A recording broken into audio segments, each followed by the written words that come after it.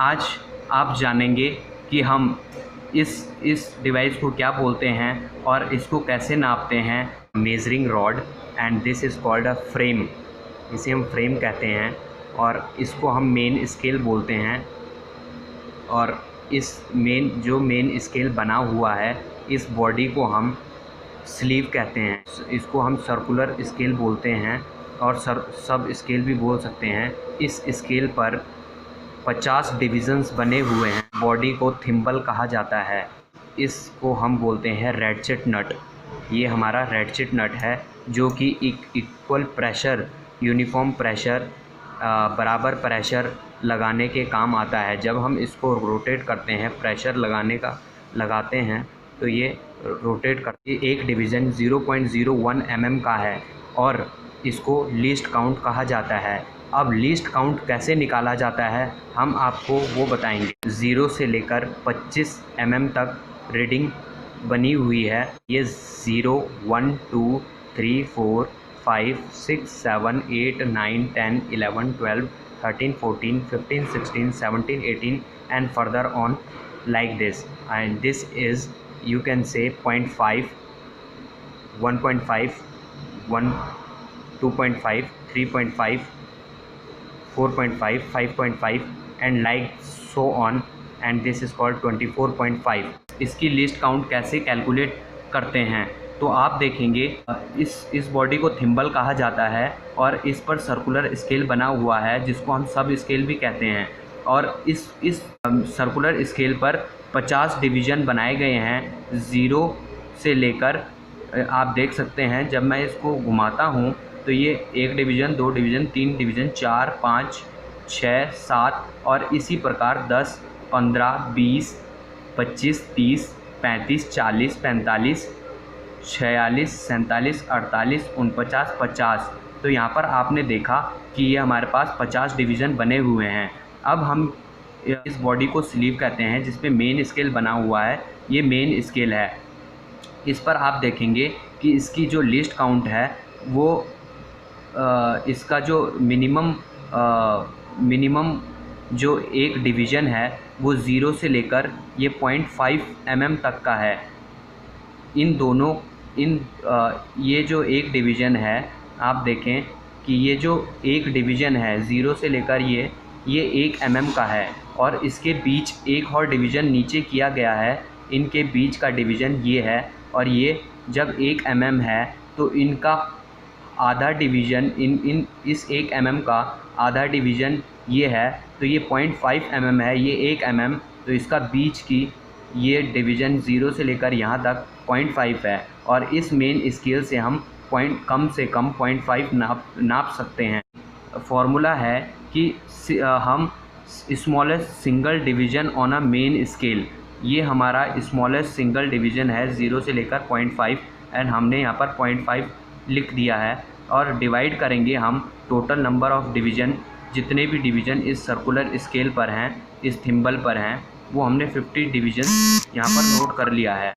तो हमारा कैलकुलेट करके 0.01 mm हमारी least count of depth micrometer आ चुका है, पर दी गई है। आप देखें ये लीस्ट काउंट यहाँ पर दी गई है इस माइक्रोमीटर में। और जब हम इसको रोटेट करते हैं तो ये आप देखें कि यहाँ पर से ये मेज़रिंग रॉड बाहर निकलती है। अगर हमें 5 mm मेज़र करना है तो हमें यहाँ पर 5 के ऊपर इस थिम्बल को कोइंसाइड करना होगा और यहाँ पर इस लाइन पर 0 कोइंसाइड करना होगा।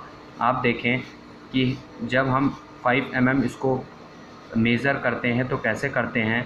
आप देखें कि ये हमारा इस 5 की लाइन, ये थिम्बल हमारा 5 की लाइन पर कोइंसाइड हुआ है और ये वाला हमारा 0 पर 0 वाला लाइन हमारी इस मेन लाइन से कोइंसाइड कर गई है, इसलिए हमारा ये 5 mm बाहर निकला हुआ है। अब अगर 9 mm नापना है तो हमें इस लाइन को इस थिम्बल से कोइंसाइड कराना होगा और यहाँ पर 0 से कोइंसाइड कराना होगा। देखें कैसे करते हैं। आप देखेंगे कि ये कोइंसाइड होने जा रहा है और ये कोइंसाइड हो चुका है और इसको हम 9 mm पढ़ेंगे। अगर ये थोड़ा सा आगे खिसक गया, ये 0 आगे चले गया और यहाँ पर कोइंसाइड 9 हो रखा है, तो ये 9 से बड़ी वैल्यू हो गई और हम इस डिवीज़न को प्लस कर देंगे इस डिवीज़न से। तो 9 mm plus 0.0 9 mm plus 0.01 mm is equal to 9.01 mm। हम इस रीडिंग को 9.01 mm पढ़ेंगे। जब हम इसको आगे खिसकाते हैं तो ये रीडिंग हो गई है 9.02 mm। इसी प्रकार जब हम यहाँ पर कोइंसाइड कराते हैं तो ये हो गई है 9.05 mm और इसी प्रकार 9.09 mm और ये हुआ 9.1 mm। और इसी प्रकार जब हम इसको ऐसे रोटेट करते हैं तो ये हुआ 9.2 mm एंड ऐसे बढ़ते हुए ये हुआ 9.45 mm एंड ये हुआ 9.49 mm और ये हुआ 9.5 mm। आप देखेंगे ये हुआ हमारा 9.5 mm और आपने देखा कि जैसे ही हमारा ये 9.5 mm हुआ, ये लाइन 4 5 के बाद 4 6 4 7 4 8 4 9 एंड यहाँ पर 5 0 होता है। जब ये लाइन कोइंसाइड करी ये 9.5 हुआ और आप देखेंगे कि ये थिम्बल वाला इस 0.5 के साथ कोइंसाइड कर गया तो ये हमारा 9.5 हुआ। जैसे ही ये आगे चले जाता है तो ये होता है 9.51 mm। फिर से ये आगे चले गया, ये हुआ 9.52 mm, 9.53 mm, 9.54 mm, 9.55 mm, 9.56 mm और इसी प्रकार 9.59 mm और ये 9.6 mm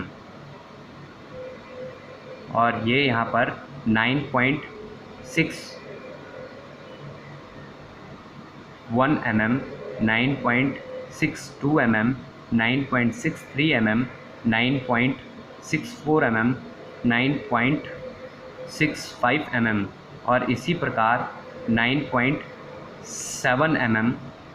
ये 9.7 mm क्योंकि हमने 9.5 के को क्रॉस, ये 9.5 की वैल्यू छुप चुकी है इसके अंदर। इसका मतलब ये 9.5 से बड़ा, 9.5 से बड़ा है और 10 से कम है, क्योंकि 10 की लाइन दिख रही है इसलिए 10 से कम है और 9.5 से बड़ा है, इसलिए हमने 9.5 plus this value into least count. तो ये हमारे को जब हम 0.01 mm से इसको मल्टीप्लाई करते हैं या गुणा करते हैं तो हमारे को ये वैल्यू 0.2 मिल जाती है।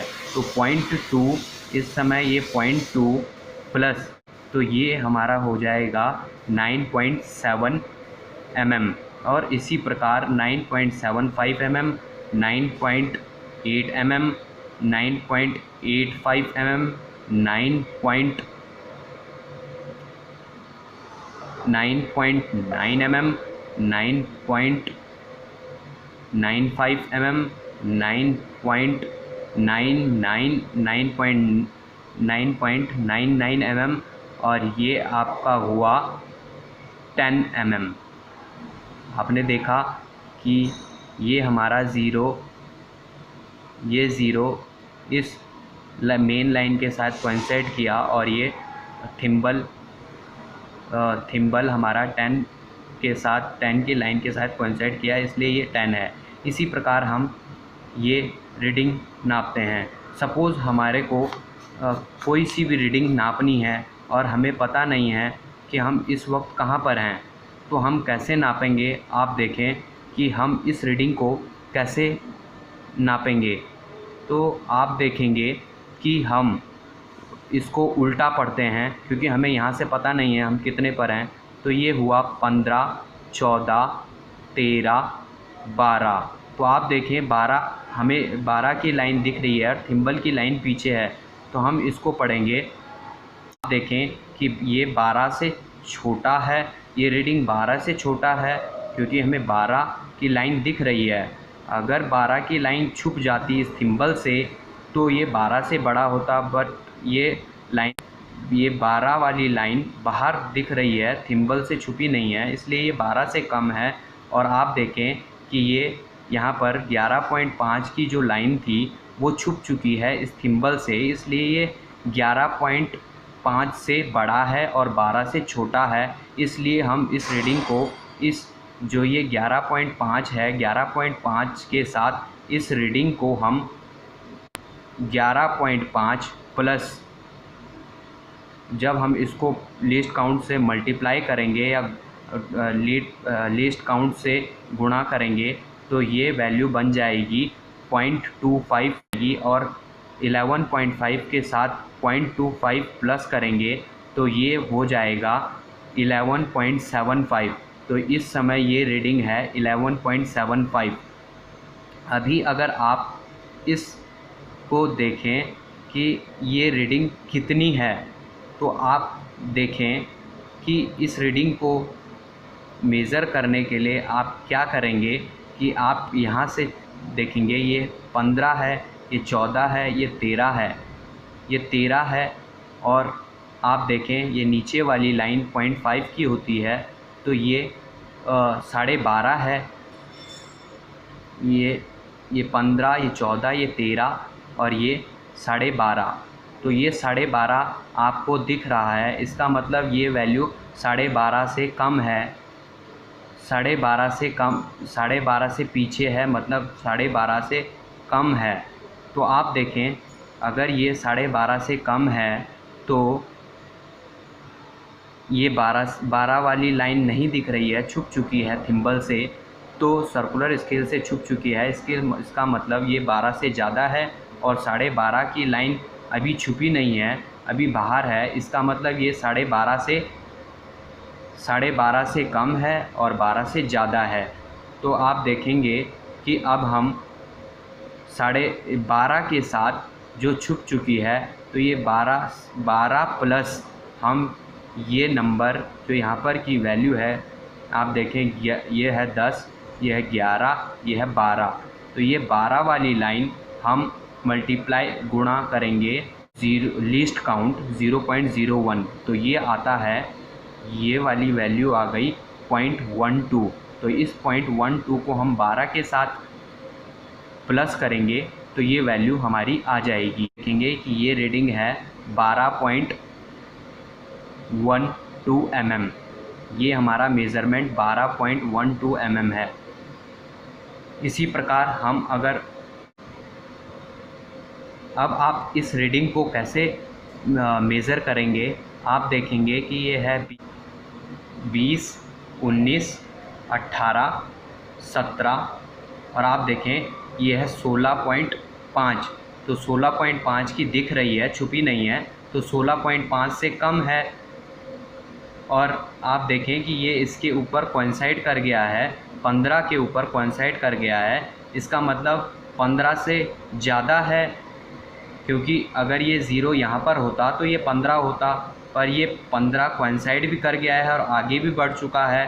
तो इसका मतलब ये 15 लाइन दिख नहीं रही है और ये 15.5 दिख रहा है, तो ये 15.5 से कम है, पीछे है। तो इसलिए हम इसको 15 के साथ ये वाली वैल्यू लीस्ट काउंट के साथ गुणा या मल्टीप्लाई करके वो 15 के साथ ऐड करेंगे। तो आप देखें 15 प्लस देखेंगे 6 मल्टीप्लाई या गुणा 0.01 mm, तो आपको मिला ये 0 0.06 mm।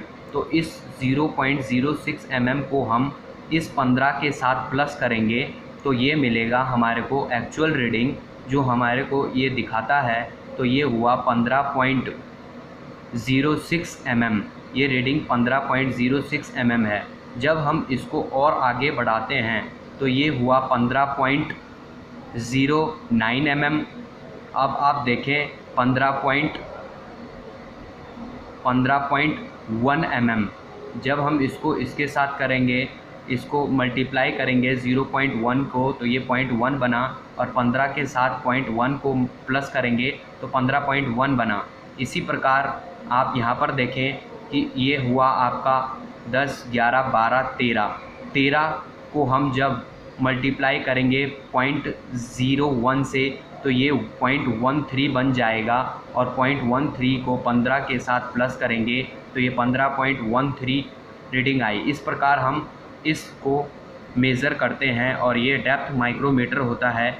यहाँ ये इस बेस, इसे हम बेस मेजरिंग बेस कहते हैं, और मेजरिंग बेस और वी कैन से इसको रेफरेंस प्लेन भी बोलते हैं। इस प्लेन की सहायता से हम यहाँ पर ज़ीरो समझते हैं और यहाँ तक की मेज़रमेंट वैल्यू इस हिसाब से पढ़ते हैं। इसको हम किसी छेद को, किसी गड्ढे को नापने का काम करते हैं जो किसी और डिवाइस से नहीं नापा जाता। हम एग्ज़ाम्पल लें इस डिवाइस को कैसे इस्तेमाल करते हैं। तो आप देखें कि अगर यहाँ से यहाँ तक की हाइट चाहिए तो हम इस बेस पे रेफरेंस प्लेन को रखेंगे और मेजरिंग बार को यहाँ तक एक्सटेंड करेंगे तो हमारे को इसकी हाइट का और वी कैन से इसकी डेप्थ का पता चल जाएगा कि ये डेप्थ कितनी है। तो अब आप देखें कि हम इसको ऐसे साइड में रखेंगे। साइड में रखने के बाद इसको हम ऐसे होल्ड करेंगे। ये बेस, रेफरेंस बेस आप देखें हमने ये रेफरेंस प्लेन इस बेस पे मिलाया है क्योंकि हमें यहाँ से इसकी हाइट चाहिए। तो हम इसको रोटेट करते हैं और यूँ इस रैटचेट नट के थ्रू हम इसको जब रोटेट करेंगे तो वो वहाँ पर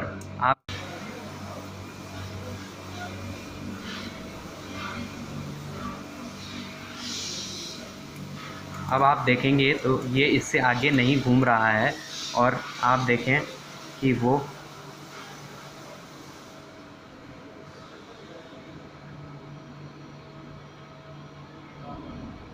ये जब इससे आगे नहीं घूमे, इसकी हाइट की रीडिंग है। और आप इसको निकालें और देखें कि इसकी कितनी हाइट है। तो इसकी यहाँ से यहाँ तक की हाइट जो है वो आपको यहाँ आप देखेंगे कि इसकी हाइट कितनी है। आप अब मेज़र करें ये हाइट कितनी है। ये आप देखेंगे कि ये आपका 19 है, ये 19 है, ये 18.5 है। आप देखें ये 18.5 से कम है क्योंकि ये 18.5 की लाइन दिखा रहा है। तो ये 18.5 से कम है। तो यहाँ पर आप नोट करेंगे कि ये 18 से ज़्यादा है और 18.5 से कम है। तो 18 के साथ आप ये वैल्यू ऐड कर देंगे तो 18.21। तो ये आप देखेंगे कि ये 18.21 रीडिंग है। अगर ये यहाँ पर होता तो आप इसको कैसे नोट करते। आप देखते कि ये 20 है, ये 19 है और ये 18.5 की लाइन गायब हो चुकी है, छुप चुकी है।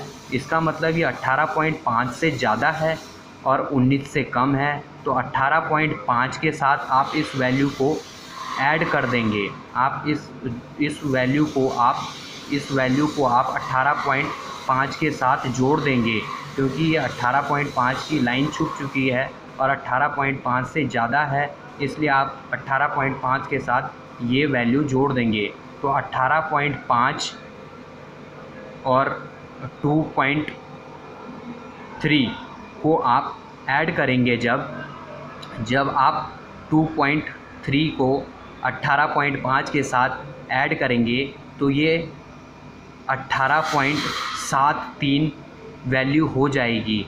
इस प्रकार हम इस रीडिंग को नोट करते हैं। तो आपने सीखा कि हम इसको कैसे नोट करते हैं और आपने ये भी जाना कि हम लिस्ट काउंट कैसे निकालते हैं और लिस्ट काउंट किसे कहा जाता है। Guys, you are watching new technical videos on your channel Realme Tech Guide. Guys, keep on watching so that you can add on few new words to your knowledge dictionary.